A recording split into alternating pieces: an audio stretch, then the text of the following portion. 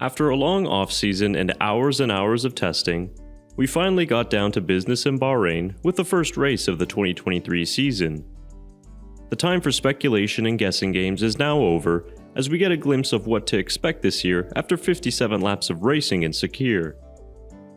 While Max Verstappen was cruising to his 36th career victory, all of the action and talking points were taking place way behind him. And much to the pleasant surprise of all, it was the green machine of Fernando Alonso who set the tone for what should be a monumental year for Aston Martin.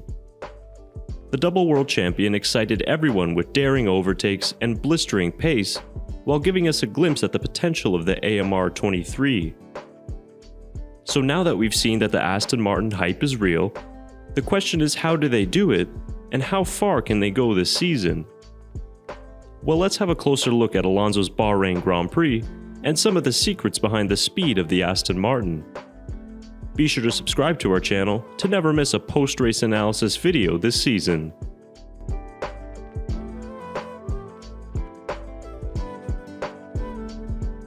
The Aston Martin hype train arrived at Station Bahrain this weekend, and it did not disappoint.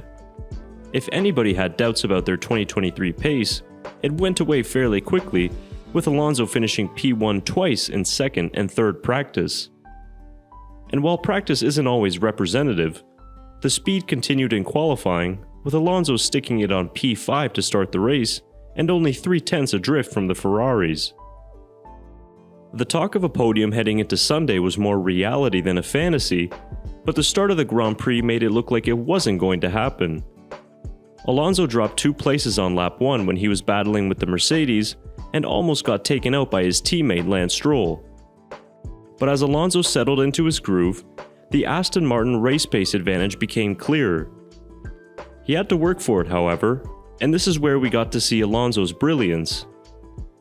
Following the pit stops, Alonso was pushing to the limit on his hard tires to catch Lewis Hamilton, and after a few laps battling with his old rival, he put on a daring overtake going into turn 10 to move back into P5.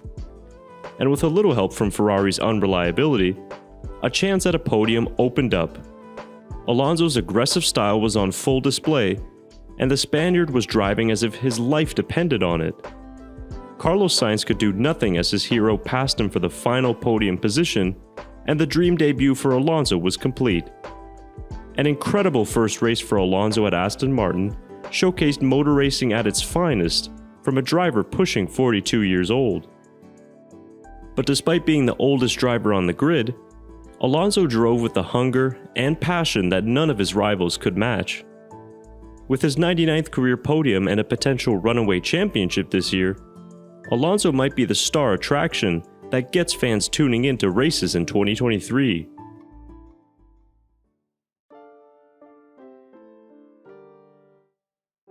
To see a team make improvements after an off-season is not rare, but to see a team make such a massive improvement is not common in Formula 1. To give you perspective, 1 year ago in Bahrain, Aston Martin finished the race P12 and P17 after having both cars exit in Q1. And when you look at qualifying, Aston Martin's best 2023 Bahrain qualifying lap was 2.4 seconds faster than in 2022 at Bahrain. Now in this season, the Silverstone outfit sits second in the Constructors' Championship with a podium in hand. And although their podium came with a little luck, Alonso was likely in for a 4th place finish, and all thanks to pure pace as well. So how did Aston Martin get so fast? It's hard to find one answer to that question as there are many factors. First, the new technical team at Aston Martin deserves a huge amount of credit. Technical director Dan Fallows and his colleagues have designed a very strong car in a short amount of time, and he's clearly learned a thing or two from his time working with Adrian Newey at Red Bull. It also helps that Aston Martin had more aerodynamic testing allowances thanks to their finishing position of 7th from last season. It's also a big help that an upgrade into their facilities is almost complete, with a new wind tunnel coming in 2024. But what in particular makes the AMR 23 so quick and a challenge to F1's Big Three? Well, for a more detailed technical analysis, we get some help from Mirko at F1 Data Analysis on Twitter, who provides some insights. Be sure to check out his Twitter profile with the link in the description of this video. Looking at the data from qualifying, the AMR 23 produces a great amount of downforce and has some of the best cornering performance of any car this season. Alonso was able to brake much later, but also for a fewer amount of time, which means he's able to accelerate much earlier out of corners. When we look at the grip laterally and longitudinally, again Aston Martin shows its strengths and is even able to beat the Red Bull and the Ferrari in certain areas. Because of the amount of downforce the AMR 23 can produce, it enables them to have good tire wear throughout the race, and they are particularly strong in the mid to high speed corners. Now when we look at the speed comparisons between Aston Martin and the likes of Red Bull and Ferrari, the AMR 23 still has quite a bit of drag on it, but nonetheless, the green machine is quite the competitive car in 2023.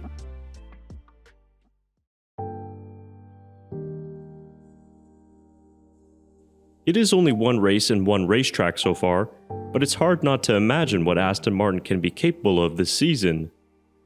It's no wonder Red Bull were genuinely concerned about the AMR 23 ahead of the Bahrain Grand Prix. Now, will they be a challenge for the championship?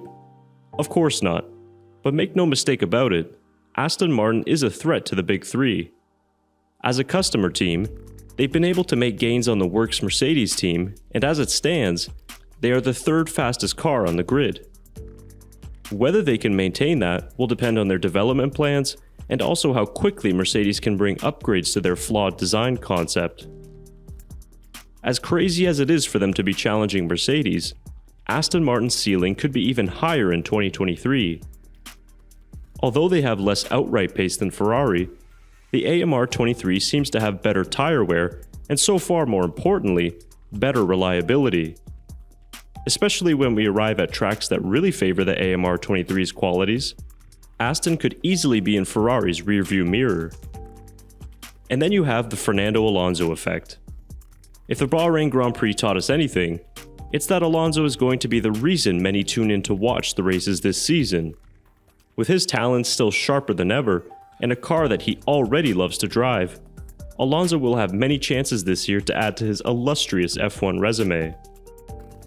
Having started the season with the third place, it will be interesting to see where Aston Martin go from here, and whether or not they'll be able to go a few places higher and get that special race victory. So what did you think of Alonso's podium in Bahrain, and what do you expect from Aston Martin in 2023? Comment your thoughts down below, and leave this video a like if you enjoyed watching.